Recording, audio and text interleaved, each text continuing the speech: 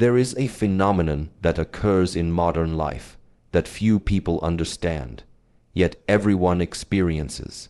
You share your dreams with someone close to you, and suddenly those dreams feel heavier, less alive. You announce a new goal publicly, and the motivation that burned within you begins to flicker. You celebrate a victory before it's complete, and somehow the victory itself becomes hollow. This is not coincidence. This is not superstition. This is the natural law of energy, attention, and human psychology at work. Today, I want to explore with you one of the most transformative principles you will ever encounter: the profound power of keeping your life private. Not out of secrecy, not out of shame, but out of wisdom, out of self-mastery, out of a deep understanding of how energy works in this world. By the time we finish this journey together, you will understand why the most powerful people throughout history have been masters of silence. You will see why your personal transformation accelerates when you stop announcing it. And you will learn 12 specific lessons that will fundamentally change how you relate to your own life, your goals, and your personal power. This is not about becoming mysterious for the sake of image. This is about reclaiming your sovereignty. This is about understanding that your life is not a performance for others. It is a sacred journey that deserves protection. Let us begin. Lesson 1. The energy drain of oversharing. Every word you speak carries energy. Every story you tell, every plan you announce, every struggle you broadcast, each one releases a portion of the force that could have been used to actually live, to actually achieve, to actually transform. Think about this carefully. When you tell someone about a goal you have set, something shifts inside you. The urgency diminishes slightly. The hunger becomes less intense. Why? Because you have already received a reward, the reward of their reaction, their encouragement, their acknowledgement. Your brain has already tasted success through the act of sharing, and now the actual work feels less necessary. This is not theory. Research in behavioral psychology has demonstrated that when people announce their goals publicly, they are less likely to achieve them. The act of speaking about the goal creates a premature sense of accomplishment. The satisfaction that should come from doing is instead derived from telling. But there is something even deeper happening here. When you share your inner world constantly, you fragment your energy. Your life force, which should be concentrated and directed toward your actual growth, becomes dispersed across countless conversations, explanations, and defenses of who you are and what you are trying to become. The masters of any craft understand this instinctively. They work in silence. They build in private. They transform themselves away from the eyes of the crowd, and only when the transformation is complete do they emerge, not to announce what they have done, but simply to be what they have become. Your energy is finite. Your attention is precious. Every moment spent explaining yourself to others is a moment not spent becoming yourself. This is the first and perhaps most important lesson. Silence protects your energy and concentrates your power.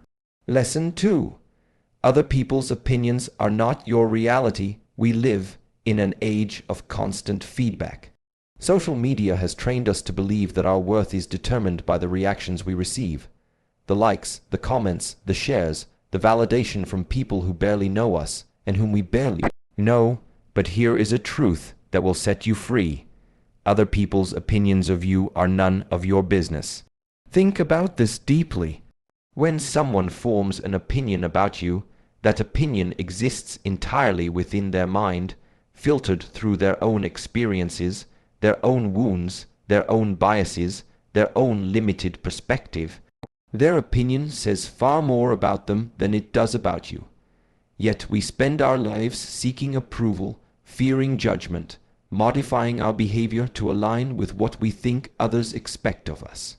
We share our plans seeking validation. We announce our intentions hoping for encouragement. We broadcast our struggles seeking sympathy. And in doing so, we hand over our power. We make our internal state dependent on external reactions. We allow other people's perception of us to become more real to us than our own experience of ourselves. The moment you stop caring what others think, not in a rebellious way, but in a deeply grounded way, you reclaim your life. You begin living from your center rather than from the periphery. You begin making decisions based on your own values rather than on what will impress or please others. Keeping your life private is not about hiding. It is about refusing to let other people's judgments define your reality. It is about understanding that your journey is yours alone, and the only approval you truly need is your own.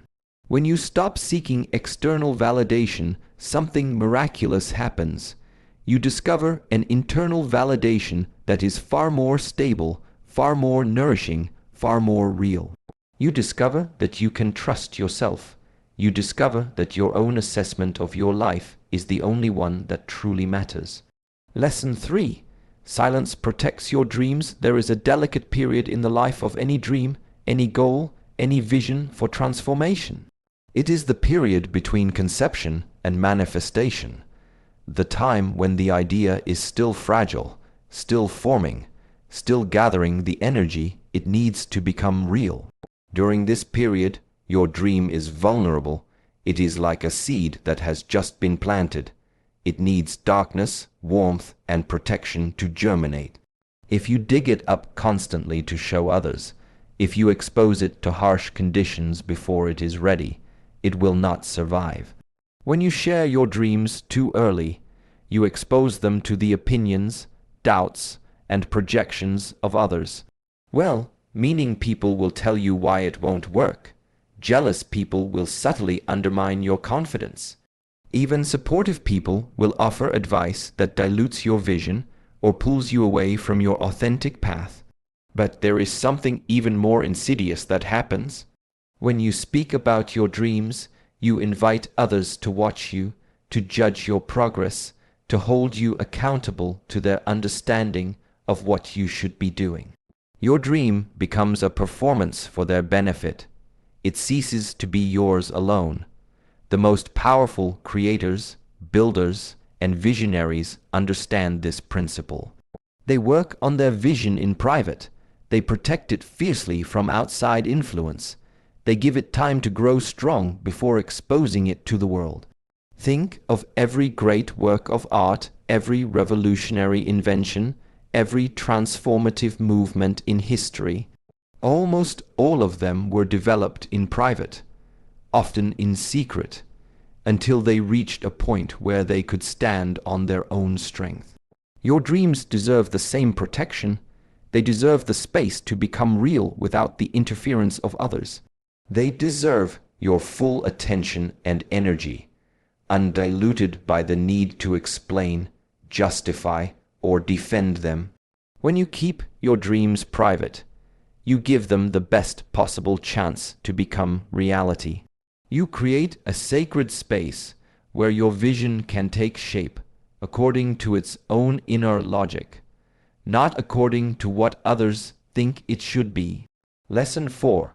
Privacy builds mystery and presence. There is something magnetic about a person who does not reveal everything. A person who speaks less, observes more, and keeps their inner world protected. This is not manipulation. This is not game playing. This is the natural result of depth. When you share everything about yourself, every thought, every feeling, every experience, you become predictable. People believe they know you completely. There is nothing left to discover. The mystery that makes human connection compelling disappears. But when you maintain privacy, when you are selective about what you reveal, you create space for genuine curiosity. People become interested not because you are performing for them, but because there is clearly depth they have not yet accessed. They sense that there is more to you than what is visible on the surface. This is not about being cold or distant. It is about understanding that true intimacy is not built through constant disclosure. It is built through quality of presence, through depth of listening, through moments of genuine connection that cannot be rushed or manufactured. The most charismatic people are not those who talk the most. They are those who have learned to be comfortable with silence. They are those who speak with intention, who share from a place of choice rather than compulsion, who understand that their value does not depend on constant self-revelation. When you stop oversharing, you begin to develop real presence. You become more grounded in your own experience rather than constantly externalizing it. You become more aware of others rather than constantly redirecting attention to yourself. You become more interesting precisely because you are not trying to be interesting. This is a paradox that takes time to understand. The less you try to prove your worth through constant sharing, the more valuable you become. The less you seek attention, the more attention you naturally receive. The more private you become, the more magnetic your presence. Lesson 5. Your struggles are not entertainment. We live in a culture that has normalized the broadcasting of personal struggles. People share their trauma on social media. They turn their pain into content. They perform their healing for an audience. And while there is value in appropriate vulnerability, in seeking support, in sharing your story when it can help others, there is also a danger in turning your struggles into entertainment. When you constantly talk about your problems, several things happen. First, you reinforce them.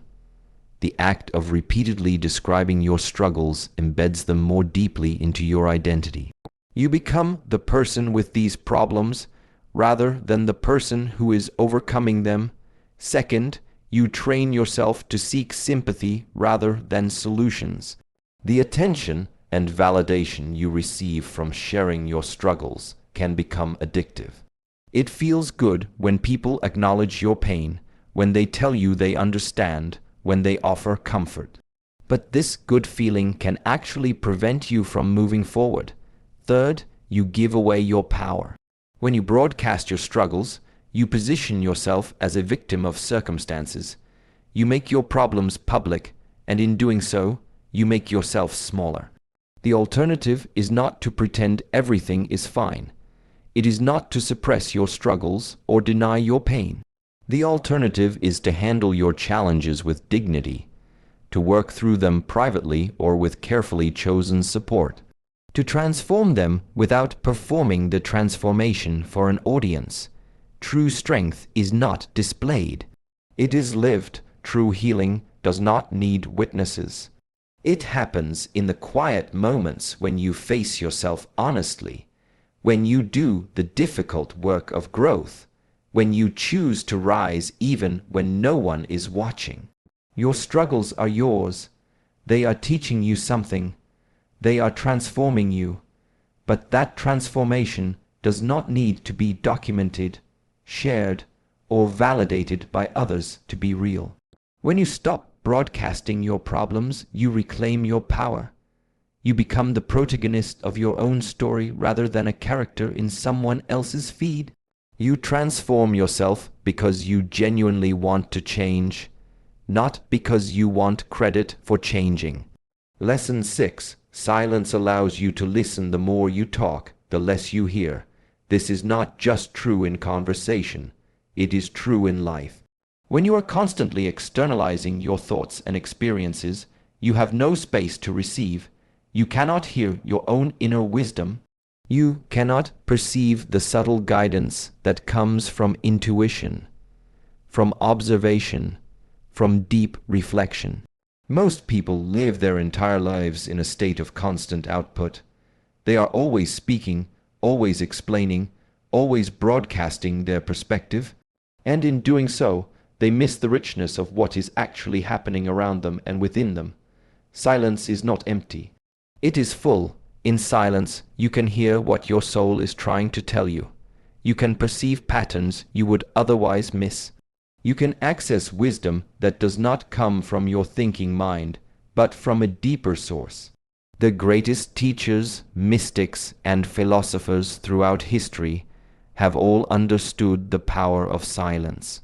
They have spent long periods in solitude, in contemplation, in quiet observation. Not because they had nothing to say, but because they understood that wisdom comes from listening, not from speaking. When you practice silence, not just in the sense of not talking, but in the sense of creating inner quiet, you develop discernment. You begin to distinguish between what is truly important and what is merely noise. You begin to see through the superficial to the essential. This has practical applications. When you are silent in meetings, you observe dynamics others miss. When you are silent in relationships, you understand people more deeply. When you are silent with yourself, you discover what you truly want rather than what you think you should want. Silence also allows you to respond rather than react. When you are not compulsively expressing every thought and feeling, you create space between stimulus and response. You act with intention rather than impulse. You speak when your words carry weight rather than simply filling air. The practice is simple but not easy. Spend time each day in complete silence. No phone, no music, no conversation. Just you and your own awareness. Observe what arises. Notice the discomfort. Notice the urge to distract yourself. And notice, gradually, the profound peace and clarity that emerges when you stop running from silence and instead embrace it. Lesson 7. Not everyone deserves access to you. This is a lesson that many people resist because it challenges the narrative that we should be open, vulnerable, and accessible to everyone. But the truth is more nuanced. You are not obligated to share yourself with everyone who asks. Your time, your energy, your story, your struggles, your dreams, these are precious. They should be shared carefully with people who have earned the right to receive them. Not everyone in your life has good intentions. Some people collect information about you to use against you later. Some people ask questions not out of genuine interest, but out of curiosity or comparison. Some people want to know your business so they can feel better about their own. But even beyond those with questionable motives, most people simply lack the capacity to hold what you would share with them. They don't have the depth, the maturity, or the awareness to truly understand. And when you share something sacred with someone who cannot hold it, you diminish it. You expose it to misinterpretation, trivialization, or indifference. Learning to protect yourself is not about building walls. It is about having boundaries. It is about understanding that discrimination in the sense of discernment is a form of self-respect. You can be kind to everyone. You can be polite, warm, and present, but you do not have to give everyone access to your inner world. You do not have to answer every question. You do not have to explain yourself to people who have not demonstrated that they can handle your truth with care. The practice here is simple. Before you share something personal, ask yourself, has this person earned the right to know this? Do they have the capacity to hold what I'm about to share? Is sharing this in my best interest? You will be surprised how often the answer is no. And you will be even more surprised by how much energy you conserve, how much more grounded you feel when you become selective about who you let in. Your inner world is sacred. Treat it accordingly. Lesson 8. Success does not need announcement. One of the most pervasive illusions of our time is that success must be visible to be real. That if others don't know about your achievements, those achievements somehow count less. This is nonsense. Your success is yours whether anyone knows about it or not. In fact, there is something deeply powerful about achieving things quietly, about reaching goals without fanfare, about transforming yourself without needing recognition for the transformation. When you announce your successes, you invite several problems. You invite envy from those who have not achieved what you have. You invite judgment from those who will criticize how you achieved it. You invite pressure to maintain an image that may not align with your authentic experience. But more importantly, you dilute the success itself. The real reward of achievement is not other people's congratulations. It is the internal knowing that you did what you set out to do. It is the confidence that comes from following through. It is the private satisfaction of being someone who keeps their word to themselves. When you achieve something significant and choose not to broadcast it, something interesting happens. The achievement becomes more real to you. It becomes part of your identity in a quiet, unshakable way. You don't need to remind yourself or others of what you've done. You simply are someone who has done it. This does not mean you should never share good news. There are times when sharing success is appropriate, when it can inspire others, when it can open doors, when it strengthens relationships. But these moments should be the exception, not the rule. The practice is this. The next time you achieve something you're proud of, sit with it privately first. Don't immediately reach for your phone to share it. Don't immediately tell everyone you know. Instead, let the achievement settle into you. Let it become part of who you are before you make it part of how others see you. You will find that success that is not announced somehow feels more solid, more real, more yours. Lesson 9. Privacy protects you from unnecessary judgment. Human beings are judgmental creatures. We cannot help it. Judgment is how we make sense of the world, how we evaluate situations, how we protect ourselves. But just because judgment is natural does not mean you need to invite it unnecessarily. Every piece of information you share about yourself becomes material for judgment. People will form opinions about your choices, your appearance, your relationships, your ambitions, your struggles. Some of these opinions will be fair, many will not be, but all of them will be based on incomplete information, filtered through the judge's own biases and limitations. When you keep your life private, you simply give people less material to judge. You reduce the number of opinions you have to navigate, the amount of unsolicited advice you have to filter, the volume of criticism you have to endure. This is especially important when you are in a period of change, experimentation, or growth. These are vulnerable times. You are trying new things, making mistakes, learning lessons. If you broadcast this process, you expose it to judgment at precisely the moment when you least need external input. Think about children learning to walk. They fall constantly, they wobble, they look ridiculous. But we don't criticize them because we understand they are learning. We create a safe space for them to practice. You deserve the same consideration from yourself. When you are learning, growing, changing, you deserve privacy. You deserve to make mistakes without an audience. You deserve to figure things out without commentary. This does not mean you should never seek feedback or guidance. There are times when outside perspective is valuable. But these should be intentional moments with carefully chosen people, not a constant exposure of your process to anyone who happens to be watching. The practice. Before you share something about your life, ask yourself, am I inviting judgment that will serve me, or am I just exposing myself unnecessarily? If the answer is the latter, keep it private. Lesson 10. Your time with yourself is sacred. Most people are terrified of being alone with themselves.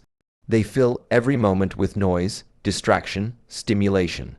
They surround themselves with people, activities, entertainment, anything to avoid the discomfort of their own company. And one of the ways they avoid themselves is through constant sharing. They externalize their experience rather than inhabiting it. They document their lives rather than living them. They perform their existence for others rather than experiencing it directly. But there is profound value in being alone with yourself, in having thoughts that you don't immediately share, in having experiences that you don't immediately post about, in living moments that exist only for you, that are not translated into language or image for others' consumption. These private moments, these unshared experiences, these are where you actually meet yourself, where you discover who you are beneath the social performance, where you access creativity, insight, and wisdom that cannot emerge in the constant noise of social interaction and digital broadcasting. The practice of spending time alone, in silence, with no agenda to share or document your experience, is revolutionary in our current culture. It is also essential for your well-being. When you are alone with yourself regularly, several things happen. You become comfortable with your own company. You develop self-knowledge that does not depend on others' reflections. You discover interests, thoughts, and feelings that are authentically yours, rather than picked up from your social environment. You also develop a quality of presence that others can feel. People who spend time alone, who are comfortable with silence, who have a rich inner life, these people have a groundedness that is magnetic. They don't need constant stimulation or validation because they have discovered fulfillment in their own being. The practice: set aside time each day to be completely alone. No phone, no distractions, just you. At first, this may feel uncomfortable. Sit with the discomfort. Over time, you will discover that the best company you can keep is your own. Lesson 11. Mastery requires obsessive privacy. If you study the lives of people who have achieved mastery in any field, art, science, athletics, business, philosophy, you will notice a pattern. Almost all of them spent long periods working in relative obscurity. They were not posting about their process. They were not constantly sharing their progress. They were simply doing the work. This is not coincidence. Mastery requires a level of focus and depth that is incompatible with constant broadcasting. When you are truly dedicated to becoming excellent at something, you do not have time or energy to document the journey. You are too busy actually making the journey. There is also something about privacy that allows for the kind of experimentation essential to mastery. When no one is watching, you can try things that might fail. You can look foolish. You can make mistakes that teach you crucial lessons. You can explore paths that lead nowhere and discover, through that exploration, the path that leads somewhere. But when you are constantly sharing your process, you become self-conscious. You start performing your work rather than simply doing your work.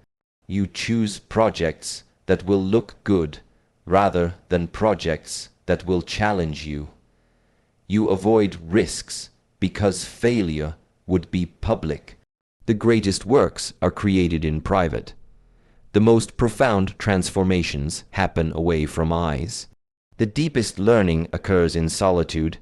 If you want to become truly good at something, not just competent but masterful, you must be willing to disappear from public view while you do the work.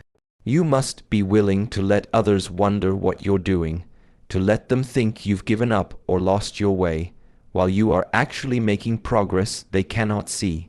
When you finally emerge, not to announce what you've done but simply to be what you've become, your mastery will speak for itself. It will require no explanation, no documentation, no proof. It will simply be evident in the quality of your work, the depth of your understanding, the skill of your execution. The practice: identify what you want to master, then commit to working on it privately, sharing your progress with no one or only with a carefully chosen mentor. Give yourself permission to disappear into the work. Trust that the results will justify the privacy. Lesson 12. The ultimate freedom is answering to no one. This is the culmination of everything we have discussed.